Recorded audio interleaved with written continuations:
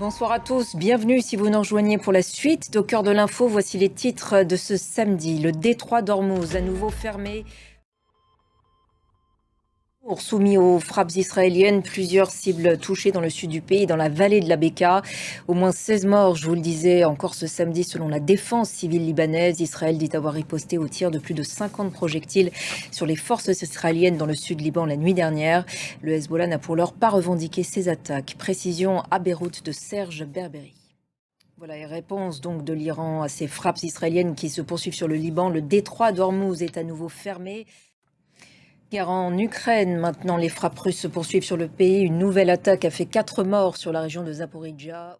L'Ukraine déploie depuis plusieurs semaines maintenant une nouvelle arme redoutable, le drone intercepteur.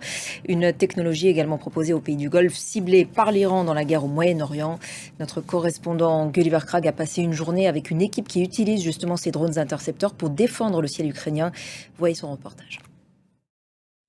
Dans l'actualité de l'Amérique latine, maintenant en Bolivie, tout d'abord, l'état d'urgence déclaré aujourd'hui alors que les barrages routiers et les manifestations contre l'austérité paralysent une bonne partie du pays depuis 50 jours maintenant. Réponse à la baisse des subventions sur les carburants décidée par le président Rodrigo Paz qui a hérité d'un pays en profonde crise économique. Alors pour bien comprendre, on va rejoindre notre correspondante dans la région, Agathe Fourcade. Objectif donc pour le président bolivien, rétablir l'ordre après, je le disais, 50 jours quasiment de paralysie de l'économie. Oui, rétablir l'ordre, mais c'est un peu une surprise ce qu'il s'est passé ces dernières heures. Merci beaucoup Agathe pour cet éclairage.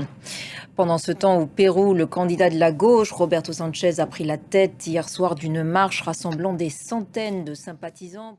Dans le reste de l'actualité internationale, en Espagne, l'épouse du Premier ministre Pedro Sánchez interdite de quitter le territoire depuis aujourd'hui.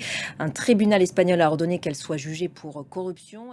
Une bonne partie de l'Europe de l'Ouest, c'est le cas de l'Espagne, mais aussi de la France, suffoque sous la chaleur.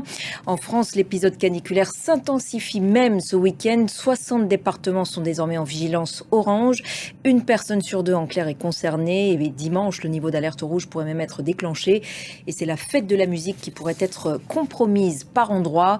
Une cellule interministérielle de crise a été activée aujourd'hui par le Premier ministre, Émilie Quénaud. Et voilà pour les grands titres de ce samedi. Tout de suite, notre émission spéciale de la semaine de l'écho depuis Vivatech, plus grand rendez-vous européen de la tech qui s'achève aujourd'hui à Paris. Émission consacrée à l'intelligence artificielle et présentée par Faiza Younsi.